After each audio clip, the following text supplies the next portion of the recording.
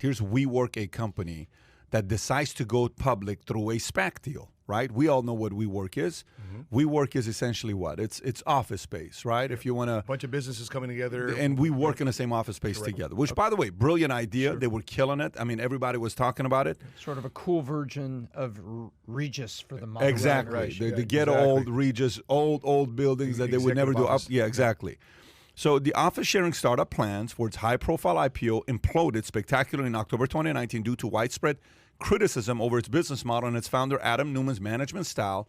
WeWork had held talks with at least 3 blank check firm SPACs over the past 2 months, cautioning that the current talks could fall apart. We have SPACs approaching on a weekly basis. WeWork executive chairman Marcelo Clark said, who used to be with Sprint. WeWork was valued at $47 billion in 2019, but saw its valuation plummet to roughly $8 billion after SoftBank was forced to extend the life-saving financing lifeline at WeWork. So the part everybody has to realize is even before the pandemic, these guys were having problems. They fired Adam Neumann. They laid off 2,400 employees, lost billions of dollars, and then comes coronavirus. They get crushed. Tom, do you think these guys can recover from it and be a business model that's profitable that people would want to invest in? I don't know. I mean, Marcelo Clark has basically done more stabilization than innovation. He stabilized things, and they're trying to get out with a story. But, you know, what's really interesting, I think the whole thing, they're waiting for people to go back from work from home to use Office again. Because WeWork was about, hey, if you step back and look at WeWork, they were for Gen Z, the open lobby, everybody gets to hang out together. You know, there's a word for that in COVID. It's called super spreader. So I don't know. They got to convince people that business model is going to work and that businesses are going to come back and want open areas where people can hang out by the coffee machine, learn from each other, and each business have their own little private Idaho in there.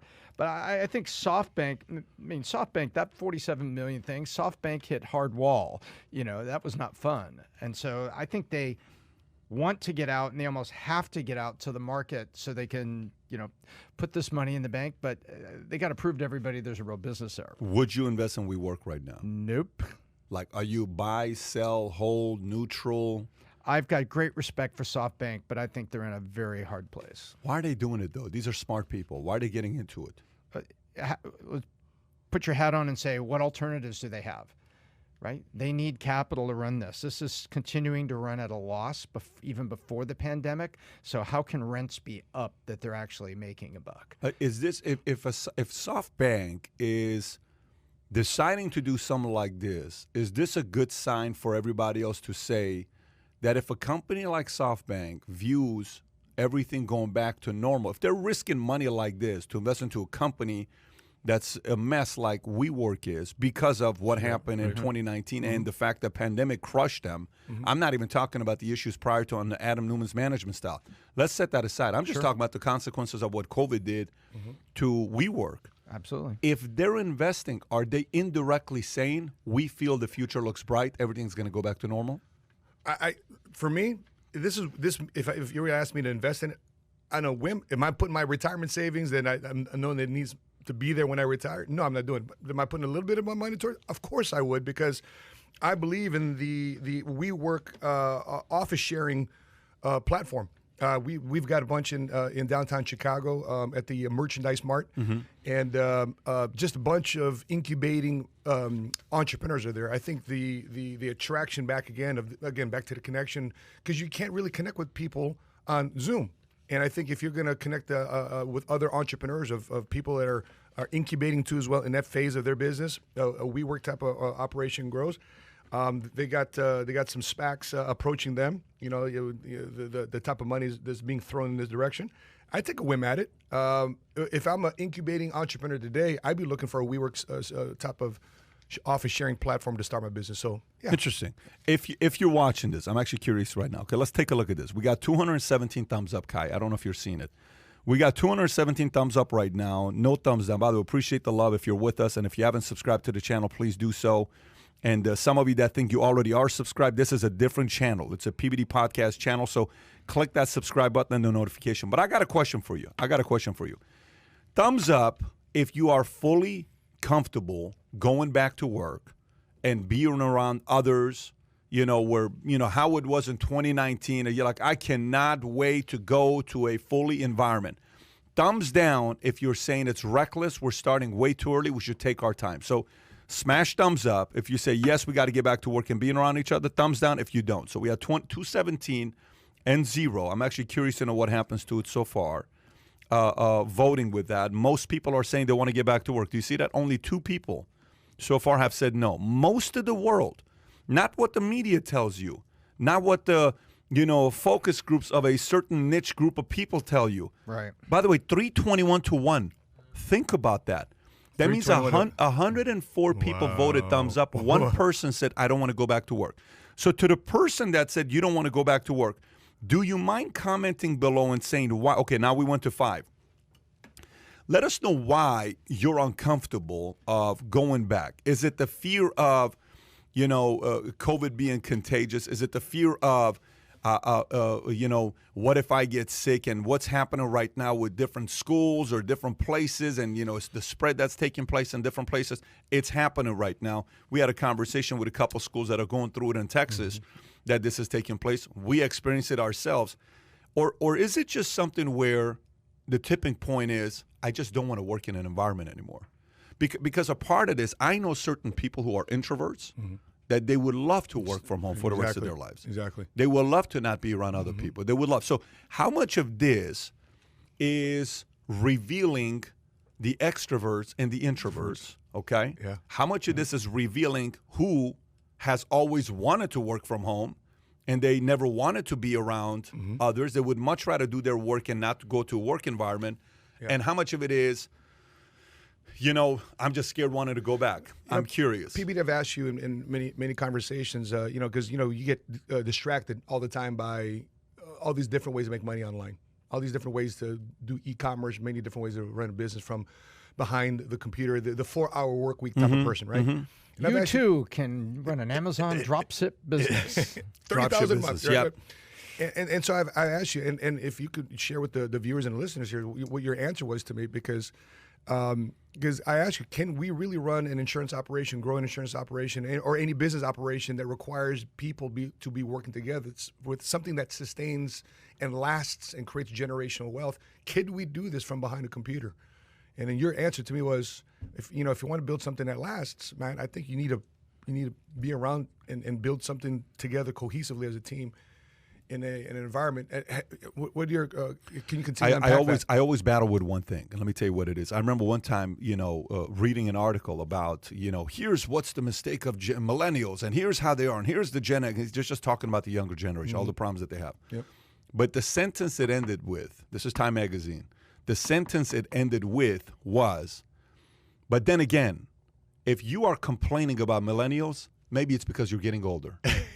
Okay? Right, because every generation told us that. They're like, these men are like Elvis Presley who are shaking their hips. This is not good for our kids and our daughters. They should not see a man move his hips the way he does. This is not appropriate. It's not the conservative thing to do. Right. Elvis Presley was, moving his hips, and girls were going crazy. Can't help it, Mama. Yeah, that's right, right? Mama, my music makes me move. So you got that. So the older generation, I'm now 42, which means I'm young enough to connect to the 20, 30-year-olds, but I'm young enough to connect to the 20 to 30, but also at the same time old enough where it's 50 is, just 10 years and 60 is right there. It's not like, when I was 20, today's 60-year-olds were 40. When I was 30, they were 50. When I'm 42, they're 60, right? So we're right in the middle. So for us to say, the Zoom model is the only way to go is the old school model, that also means maybe we're not adapting with the times. Correct. That also means maybe we're getting too old and we're not willing to adjust and see what the directions are. Maybe the younger generation's got something to teach us. And we have to realize this is something that is going to be here to stay. But at the same time,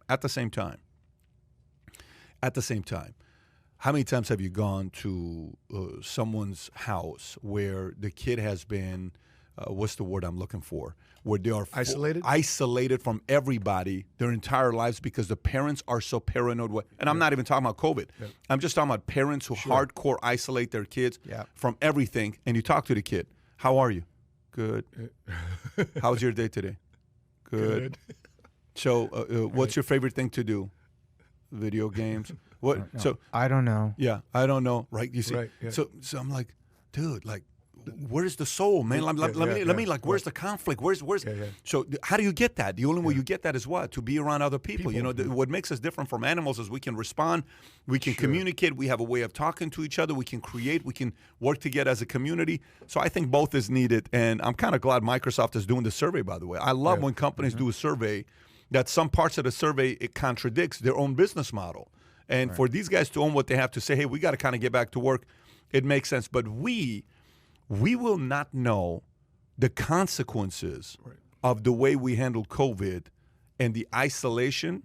It'll take a minimum a decade or two to see it. Because a 6-year-old that was going to school is going to be 26 one day, 16 in 10 years. You ain't going to know what this is going to do to him right now.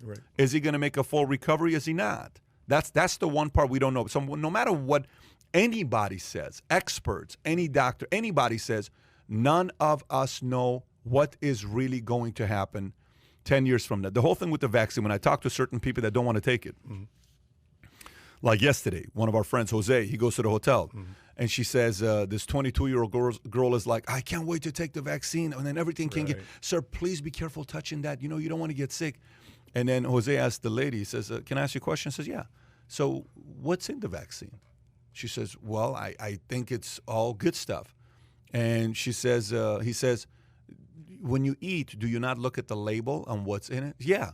Don't you think it's a good idea for you to also know what's in the vaccine? I guess that makes sense. Well, we don't know what's in the vaccine. So the people that are uncomfortable with the vaccine, and I know we're making a big push right now. Biden talked about yesterday going to 200 million. Right. He's already done 100. He wants 200 million in the first 100 days. They're at 100 million in the first 85 days.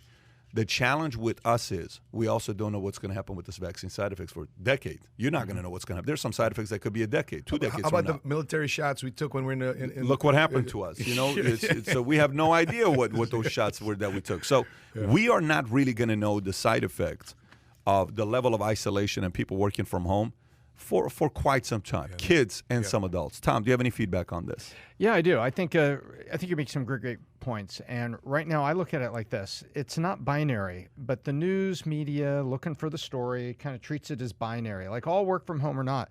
And I think what happened is business found a way to make it work and make it work profitably. And we found certain parts of business that like, coders could be working remotely, still on a team, be very effective. But the human interaction and the culture of the business can't be communicated over Zoom. And so I think it's not binary. And I think one of the things we're going to find out later, to your point, we're all going to look back at that and find out that maybe culture and the humanness is lost. Even though, oh, my coding worked well, I made a profit that year, everything got done. I don't think we're going to know for about 10 years. We're going to look back and we're going to see, wow, did we lose that? Did we lose that interconnection? You know, long before, I'll tell you something, long before, GoFundMe's, if somebody of that didn't make as much as other people lost a relative or something, we did GoFundMe. We took collections in the office. We said, wow, this Pass is around the hat. Yeah, this is an only child that's going to be responsible for burying their uncle and has got all this stuff. So we would pass the hat and then have like HR quietly say your coworkers have risen up to kind of help you out here. We did that is a cultural moment for that person. And there's a lot of that stuff I think is going to be lost. And to your point, I think it is going to be 10 years. What do you think? You look at your insurance agency now and a year ago, where do you think the impact is? I mean, I'm thinking that where I got stuck on in terms of the vaccine was if Sheena was pregnant today, would I trust her to take the vaccine? And my answer is no. I agree. It went out so quickly. What was it? 3 months of testing? Yeah. So how do they find willing pregnant women to do a true test across the developmental 9-month flow of a child to see with microdoses to see if something's up? Yeah, 100%. PBD, what do you think? We will find out here in the next few years on what's going to happen. We're going to find out what's going to happen in the next few years. I think one thing I do bank on is the ability for human beings to adapt, and some adapt faster, some adapt slower. Those who adapt slower typically are led and respond to those who adapt faster, similar to what happened in sports. everybody responded to what Dana White did. Everybody's shutting stuff down. Dana White said, we're going on an island. And they said, well, maybe we got to do it. And then Orlando opened up and they said, we're going to do the bubble basketball. So there's typically one person that goes out there and does it. And he's a risk. He's got the biggest risk to take because if he screws up, everyone's going to say, I told you not to do it. But he's also got the highest potential of being a hero because if he wins, everybody says, damn, he's smart. Look what he did. Let's follow his suit. So we're going to see, there's going to be companies that are going to open up and they're going to get hardcore criticism from the marketplace. And then there's going to be companies that are not going to open up, that they're going to get what? Hardcore support and empathetic, oh my gosh, you're so wonderful for doing what you're doing. One of them is going to be a hero, and one of them's not in the next year or 2 years. We're going to look at one and we're going to say, wow, good for them. Wow, they knew those guys were too scared, or vice versa. We'll see what's going to be happening. So if you enjoyed this little short segment from the podcast that we did, here's another short segment to watch. Or if you want to see the entire podcast, click over here. Take care, everybody. Bye-bye.